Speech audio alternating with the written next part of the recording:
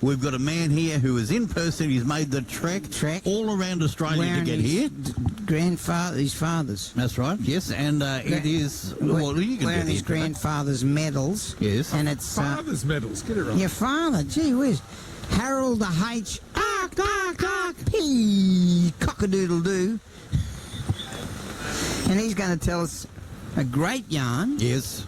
It's about a bloke who was an Ipswich magician who was a POW and he used his magic to escape. Good on you. It's great to see you, Harold, and in person. It's great to be seen, and what a perfect street for an Anzac parade. All these buildings have seen every Anzac parade in history, you know. Correct. That's probably true. Harold, I might just get you to pull that mic a little closer to your mouth.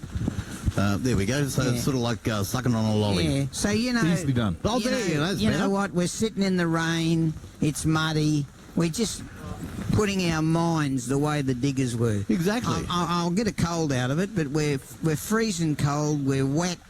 There's mud out in the gutters, but we're still here. We wouldn't give up. We're not giving up. Now, Harold, this is a good yarn. I just want to tell you, Harold, yes, it's a minute's silence. It used to be a 2-minute silence, and it was a canon, Anglican priest, that come up with the idea of celebrating Anzac Day, and the 2 minutes of silence, they made it one because most of us had worms and we couldn't stand around for 2 minutes. And it doesn't go well on radio either. No, it doesn't. No, actually, no, it can fire off the...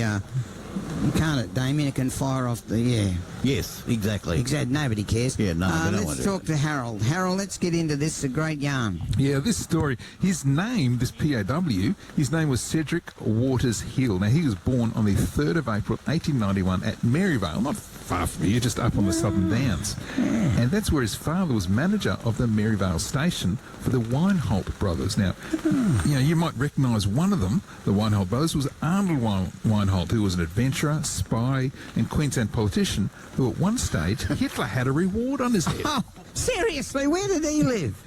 Anyway, he was up on the Downs, but anyway... On the Downs, and Hitler's after him. Yeah, that's right. He was a big-time spy. No, that's what happens when you're a They couldn't Queensland find him, he was politician. hiding.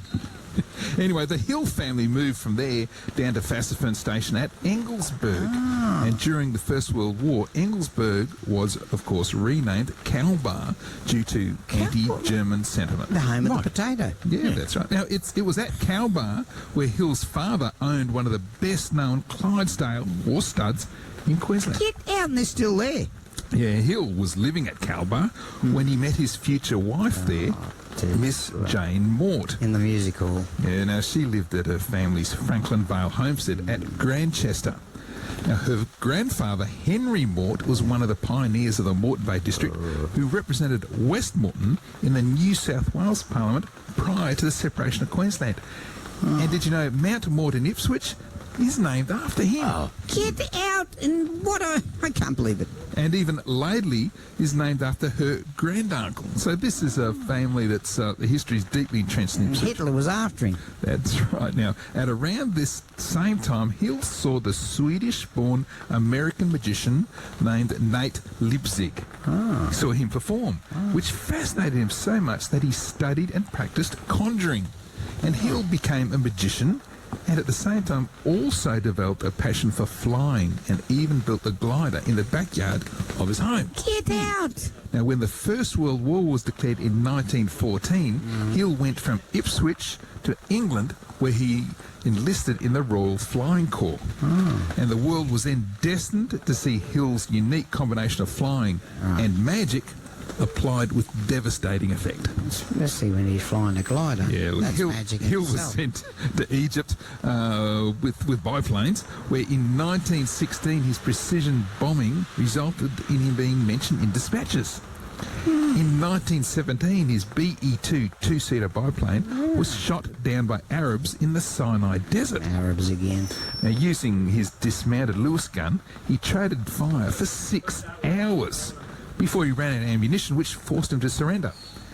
And he was then handed over to the Turks. Now, Hill had put up such a good fight that a Turkish aeroplane afterwards dropped a message over the British lines recommending him for a decoration. Holy Now, how many hell. people get recommended for decoration by the enemy?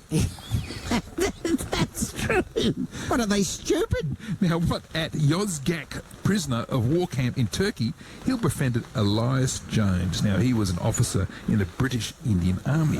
The pair then set about using Hill's magic skills to escape. Now, it's not the cloak of invisibility. Was it like Hogan's Heroes? Oh, look, they escaped. They convinced the commandant, so maybe is Colonel Clink, Colonel Clink. Anyway, they convinced the commandant that they were mediums expert at the Ouija board, and that a supernatural informant called the Spook would reveal the whereabouts of buried treasure, but only if he were consulted on the Mediterranean coast. Now, to further justify being released, Hill and Jones faked insanity, although a fake suicide attempt almost cost them their lives, but it did convince the Turks to let them go. And so Hill was actually released and sent back to England. Holy, this bloke's got lots of luck. He's a cat. Like, Hill continued to serve with the Royal Air Force in Egypt after the war, where his duty was to protect the Suez Canal. In 1930, he took leave to visit his family back home here at Kalbar and Grantchester.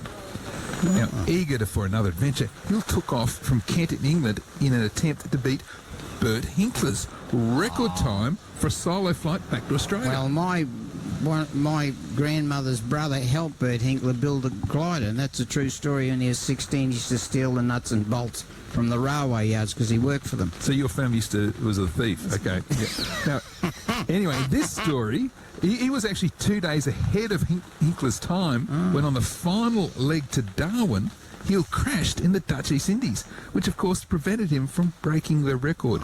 Now, instead, another aviator by the name of, you might not have heard of him, Charles Kingsford Smith, he broke the record and took the global fame that might have actually been Hill's and Ipswich's. What's his name again? Hill. Yeah, Hill. Yep.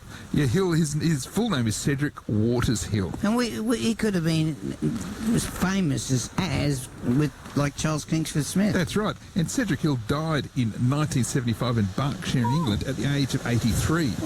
But we should actually remember him today for his pioneering flying skills and magician's talents that helped him escape from a Turkish POW camp and give us this Anzac story from Ipswich district like no other. What a great story, mate. And wherever can you find... Well, I'll tell you a quick story.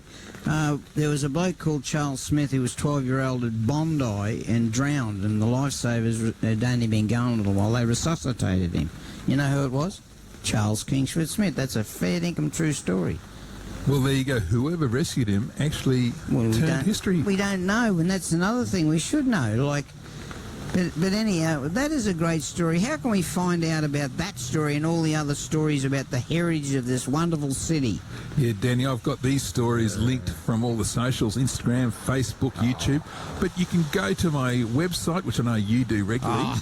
It's www.historyouthere.com. And you made a good point before. A lot of these buildings, particularly the old pub there, the Fourth Child, they would have seen nearly every march. Well, Golby and Sons building just a couple of doors down, that was built in 1914, the year that the First World War was declared. So this is an historic street, and West Bremer Road is in the middle of it. It's like talking to Barry Jones. You remember Barry Jones? He knew everything on... Yes, Quizmaster. Pick a box. Yes, with Bob Dyer. Geez, you're old. All right, that was a wonderful story. And the way he builds it and drags you in when you're walking away and he drags you back in. Wouldn't you wish you walk could away. Wouldn't you wish you had those talents? Yes. Because coming up soon is the ghostly soldier statues on Wynnum Road and Damwood Jack Sim. How good's that? That's scary. Mate, no, seriously, that was a really good... We should know about these people. Yes. Like Canon Garland, who started the minute silence, or the 2-minute silence. Who's that dog? That's the guard dogs. Oh, the guard dogs on the rat base. Yeah, they're getting a bit excited. Harold Piggock, historyouthere.com. That's where you got to go, isn't it? Yeah. You hear that? And the time now is 8:21.